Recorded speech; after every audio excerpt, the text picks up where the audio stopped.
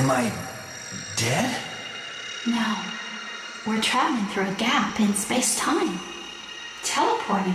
Oh, I get it. You zapped us out just before I got squashed. I had to, but I don't do it often, because it's hard to control.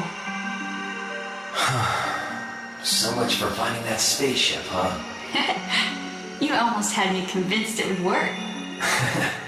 Hey, everyone makes mistakes. It's only human. Besides, the Nebulocks seem to be waiting for us wherever we go. Yeah, maybe the creators really are watching us. I guess we have no choice then. It's time to face the creators' lackeys head on. Okay. Next up, Mount Fuji. Wait. Something's not right.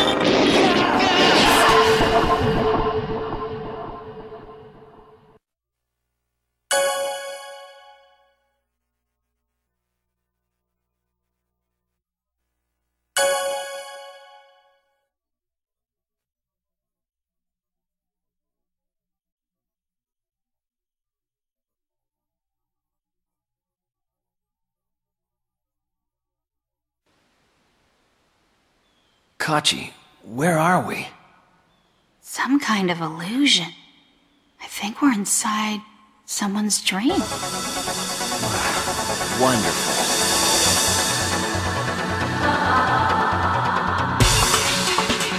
Sounds like we found our dreamer. Come on, Kachi. Someone's in for a rude awakening. And welcome to part 6 of Sin and Punishment Star Successor. I am Jess14, as usual. And this is level 4, my personal favorite level of the game. One thing you're going to note is that it's extremely dark. Especially this first part of the level is dark, and the main part that's lit up is where your cursor is. All these flashing lights are ninja-style keepers. There was some fun movement here. I'm trying something a little bit different with the audio in this part, just to... you're gonna notice that, aside from the rest of the other parts, this part is a little toned down audio-wise, I think. It might sound a little bit better, it's in the cutscenes, definitely. I think it's gonna sound a little bit better. It's kind of a test, too. This whole LP is really kind of a test to see if I can even do this almost. I think it's working so far. This part right here, destroy the statues, get a medal. Pretty obvious there. Pretty easy achievement there. Note that the medals actually don't give you any achievements at all in the game. Mainly what they do is increase your score at the end of a level, if you even survive. Lots of robotic shrines popping out of you, lots of keepers throwing ninja stars at you. This is a pretty fun level, really fast. And one that you can stay on the ground as well. Anyway, what I was saying about the audio, just testing the audio a little bit. You've noticed from even part 1 up to here, I've been playing around a little bit with just what I can do. Testing it all out. Plus my microphone's doing something really weird. I have to hold down button to keep the volume low. For some reason it's phrasing automatically, I'm not sure why it's doing that. I'll figure it out one day. Maybe. I'm using like a headset even for this commentary. I'll try other methods, maybe even one day. But that's not the point here. We're doing level 4 of Sin and Punishment Star Successor. We're playing as easy this time. Like I said, I've been switching off a little bit. Enemies that are coming out of holes. Very dark. You really cannot see this entire level almost. Near the end of the level, though, you'll be able to see more. Kind of a haunted forest. This is, again, my favorite level in the game, I think. Yeah, I'd pretty much say that. These enemies are nothing. Even in the harder difficulties, not much is happening here, even. Which, I can talk about that a little bit. I am playing through hard mode currently of Sin and Punishment Star Successor. As of right now, I'm in level 6, and I'm actually more afraid to play level 6. And we'll get to reasons why. I find it to be the very hardest level in the game. We'll get to level 6, when we get to it, of course, in this LP, it's going to be quite a few parts even. And one thing I like to also note is that this part's a little bit longer because I'm trying to do all of level 4 and level 5 in their own part. To do that, this part needs to be a little bit longer, and fortunately YouTube allows for over 15-minute uploads now. This is actually a 23-minute part. That's why this one's a little bit longer, trying to make sure level 4 and 5 are in one part. Level 5 is a very short level compared to the rest of these. Level 6 is going to be longer though, that's that. We are coming up to the first boss though, in the level 4. This is a basketball-playing skeleton, Skullkeeper. He's going to be bouncing this ball of ghosts that come out at you. Then he's going to be throwing it at you. Either get out of the way or reflect it back at him. Whenever he does that attack, he does a lot of ghosts out. Pretty much he's sending ghosts out at you. Just shoot the ghosts. Easy targets. Whenever he does throw at you though, got out of the way, and then you can toss at him and then hit. The real weakness is the ball, so hit the ball, not the skeleton itself. You see, you're going for the ball, not the skeleton. Not a tricky. This isn't a tricky boss at all. You'll be good. This boss battle, probably the easiest one of this level. And like the past levels, there are quite a few bosses in this level as well. I think, if I think top of my head, there are about 5 bosses. Mainly because there are Nebulox in this level. Yes, the end of the boss is a Nebulox. Is actually a 2-part battle. It's 2 different health meters. That one's actually a little tricky. We'll get to that one when we get to her. I'm not sure how that medal works, but it's a medal. Now, I'm gonna go for any medal I get accidentally. That one was definitely an accident. Not one that I know about. We're coming up to a flying part here, and well, flying part's that. It's actually a very short one. I more prefer it be like the first Sin and Punishment where you're walking through the grass field at the very beginning of the game, maybe similar to that, but it's kind of not. This is something a little bit different. You're flying over this grass field, hitting ninjas. We're coming up to another boss even here, and some interesting tidbit of trivia. There's going to be 2 shrines coming at us in the beginning. They're actually supposed to be a boss here. It was this boss. It was supposed to have its own health meter and everything, but the health meter was taken out of the American version for some reason. I'm not quite sure why.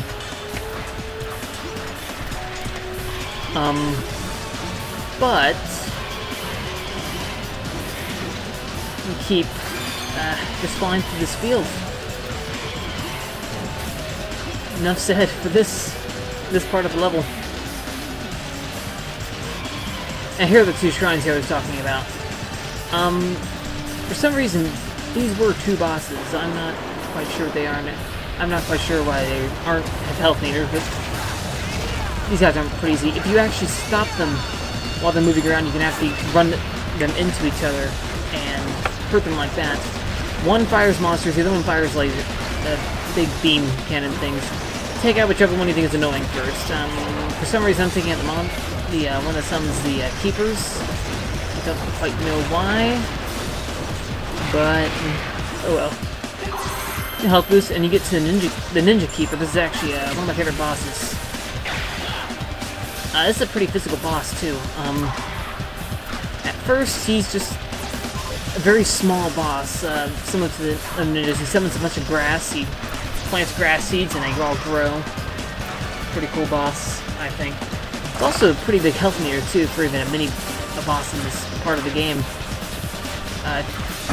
2500 health is a lot of health. Pretty much these charge shots, about a little bit into the battle, quite a bit into the battle after you take out some of his health meters. It summons this giant rock frog that rides the top of it.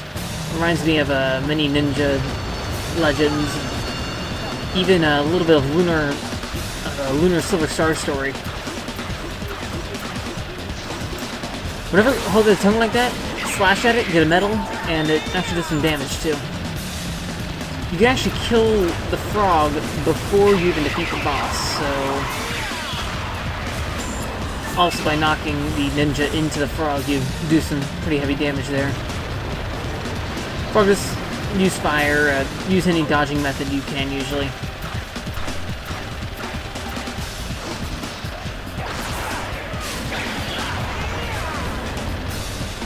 Other than that, this is... Again, this isn't as bad as boss, but it's kind of a long one. Yeah, you can also kill the ninja before you even kill the boss, as I did there. Other than that, easy boss. Next boss. This next part of the level is actually pretty tricky in later difficulties. It turns to a side-scrolling shooter at this point, too. Just like level 3 did. Also, the music here is pretty cool. Enemies are going to be coming at you in waves. Some of them are going to be standing up on each other. It's kind of fun. You can knock out the bottom one to pretty much knock out the tower. In harder difficulties, this is much more tricky as you have other giant turtles shooting fire at you. And that's actually kind of tricky in dodging. You have quite a few of them in normal mode and a lot of them in hard mode. Again, this is easy mode. I'm a wimp. Go ahead and say it. I'm a wimp. I'm doing an LP of Sin and Punishment Star Successor on easy mode. No. Oh well. You get what you get from me, at least. I did do this footage back when I was... This is actually only my second run of easy mode. I did normal mode first, and then I played through easy mode once. This is only my second run of easy mode. It's still not easy. The game's not easy at all. Even easy mode, it's very difficult. It's treasure. What do you expect from them? And really, we're coming up to a pretty fun segment of the level. Oh boy. Swamp Keeper. Actually, we're not quite fighting it yet. Knocks out the bridge, and now we are tumbling, and let's go. Flying through a river. Lots of enemy bullets at this point. A lot of cannon fodder enemies, though. You can definitely get some good multiplier going up if you're going for multiplier.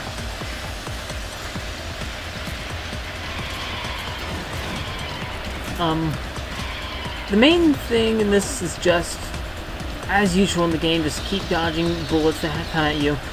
The big keeper that we just saw, the Swamp Keeper, as I said his name was, he's actually going to be chasing us. He's going to be firing bullets at us as we're going through the level. So this is kind of a cool segment.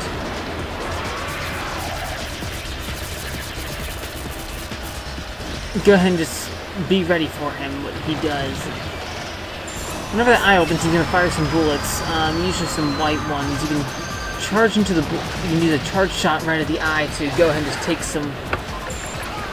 Go ahead and take him out. But he's going to be firing 4 white bullets. They home in on you, so be careful. They stay for a little bit, then they home in on you. So yeah. Whenever he charges at you, go ahead and slash at him and don't do what I did.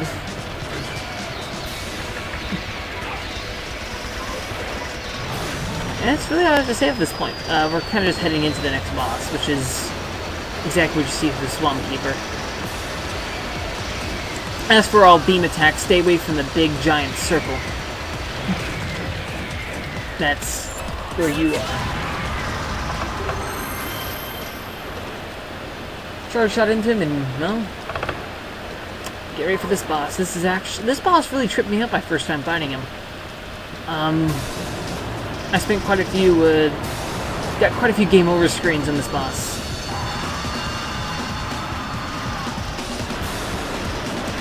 Yeah, alright here. Swamp Keeper summons a bunch of mini Swamp Keepers. The only time he's weak is when he has his eye open and while he's attacking. You can fire some of his bullets back at his eye. It's one way to definitely hurt him. He's going to summon a lot of bombs that stick onto the bridge. Depending on the mode of difficulty, the more bombs. Uses a lot of laser beams, uses a lot of... Also drops onto the bridge, but whenever that happens, he's most vulnerable. Hit him with a lot of physical attack. A lot of close range attacks. And yeah, this is actually a pretty tough boss, your first time fighting him. but he does go in an order. He does everything in order. He drops some squid, small enemy keeper things. He drops bombs onto the bridge, uses his giant laser, and then he drops onto the bridge himself. He does this pattern like clockwork, so as soon as you have the pattern mastered, you hopefully can dodge accordingly. And shoot him accordingly as well.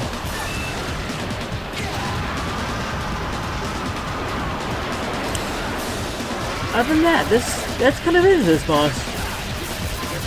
It's a harder boss of the game, though. It definitely tripped me up my first time. Easy mode, though, is not too much. You can destroy the bombs on the bridge. I suggest you do. They actually take up quite a bit of explosion space, as you saw there.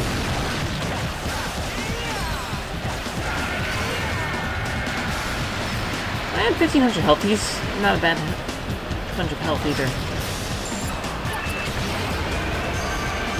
After killing him, we pretty much move right on to the next boss almost. There's just one little stairway that we have to get past.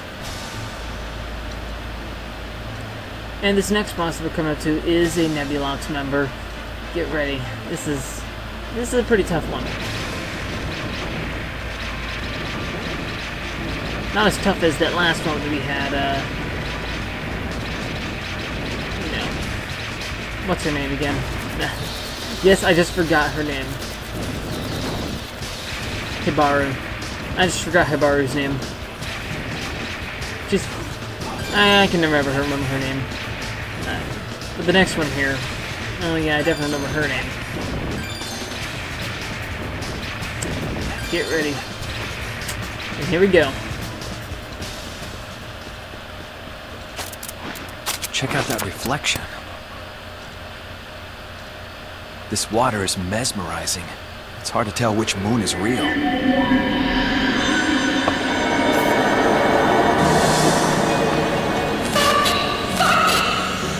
Mama! What is that thing? Is that Daddy? Mama, when I grow up, am I gonna be a monster like Daddy? Well, Lisa, that's up to you. Only you can decide how to use the power inside you. Look into your heart and use that power for what is right. But don't let anyone else decide what's right or wrong for you. Someday, you'll find a companion to help shoulder your burden. A companion? That's right, love. And don't forget, Daddy's not a monster, okay? Daddy's just Daddy. The water reflects the past. What do you see in its ripples? The forest reveals the present. Why do you pass by its trees? The sky presents the future. Its darkness foretells your death. Can it, lady? Let us out of this nightmare. Oh, child, don't you see? This is a world of your own creating. Your heart is responsible for what you see. Whatever, freak. Let's go. Okay, Ariana Shami is... Actually, this part is not that bad. Mainly dodge the red birds. Grab the blue ones. They actually slow her down and you're able to hit her fast. But I'd get to the point to explain that last cutscene a little bit. Like here. You grab that, grab a medal, and she's actually... Time slows down for her. If you grab the red ones, time slows down for you. It's easy to explain. Okay, good. I did that. Anyway, I'll explain this cutscene real quick. What kind of happened there was that that was a cutscene that's kind of that's the same cutscene almost that was from the original game, Sin and Punishment: Successor to the Earth for the game 64. The main character of this, Issa, is actually the son of the two main characters of that game, Saki and Iron, who were the two playable characters of the game. The woman that spoke was Iron, the woman that was speaking, as his mother, and that scene is very reminiscent of Stage 2, Part 3 of Successor to the Earth. Mainly because, well, yeah, that's what happens. It's just part of the story there, but Saki did transform into a ruffian, or I suppose a keeper. You could actually say that they're almost the same thing. But just explain the scene. It's kind of from the original game. Anyway, one more cutscene.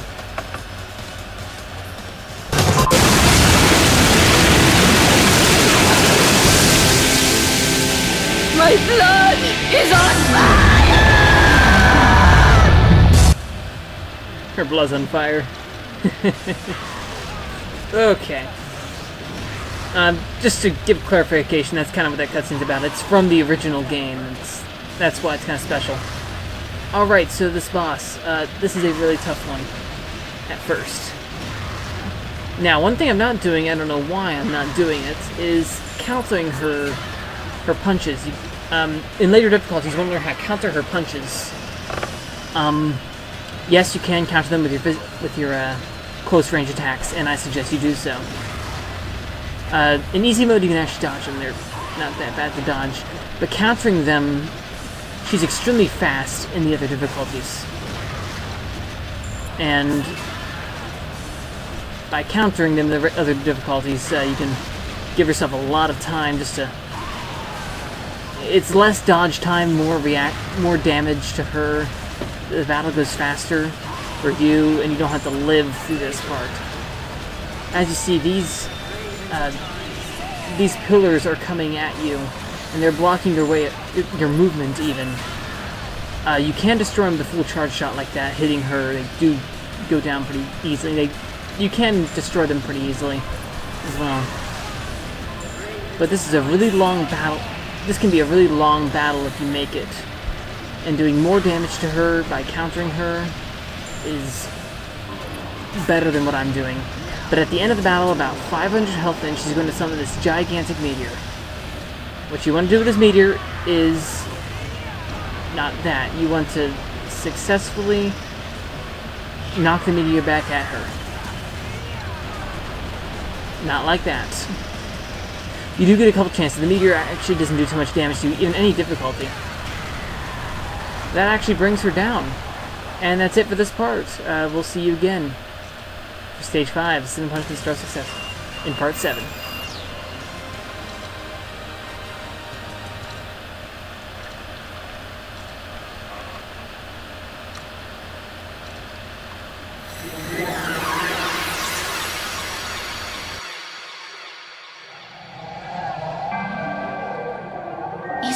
That one we saw in the water, that was you, wasn't it? Yeah. Funny how the memories we want to forget most are the ones that tend to stick around the longest. So humans remember things from the distant past. This planet is the first thing I remember. I don't have a past. Don't worry. The present becomes the past before long. Yeah, I guess we're building my past right now. I feel more human already.